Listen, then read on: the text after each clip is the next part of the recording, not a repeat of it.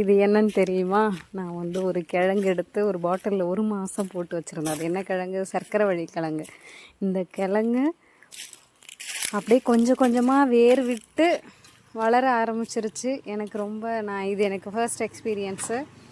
நான் இதை உள்ளே போட்டு வச்சுட்டு 1 மாதம் ஆனதுக்கப்புறம் இந்த வேர் விட்டு இந்த செடி முளைச்சதுக்கப்புறம் அந்த செடியை மட்டும் பறித்து நான் வச்சுட்டே இருந்தேன். நிறைய செடி, ஒரு 5-6 செடி வச்சுட்டேன். மறுபடியும் நான் இதை 2 நாளைக்கு ஒரு தடவை தண்ணி மாற்றி வைக்கும்போது எனக்கு மறுபடியும் வேறு தளிர் விட்டு வரும்போது நான் அதை ஒடிச்சு வைக்கலான்னு பிளான் பண்ணியிருக்கேன். இது எத்தனை மாதம் வைக்கணும், எத்தனை மாதம் மண்ணில் வச்சுட்டு அது கிழங்கு வரும், இது கொடியா செடியா அப்படின்னு சொல்லி கமெண்ட் பண்ணுங்கள்.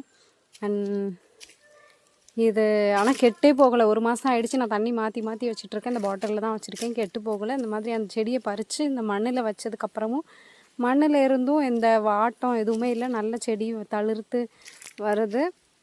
எவ்வளோ நாள் வைக்கணும்னு ஆனால் எனக்கு தெரியல. இதே மாதிரி நான் உருளைக்கிழங்கும் வச்சுருந்தேன். உருளைக்கிழங்கோட செடி காமிக்கிறேன்.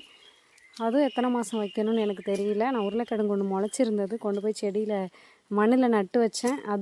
இது எத்தனை மாதம் ஆகும்னு தெரியல. கமெண்ட் பண்ணுங்கள். தேங்க்யூ.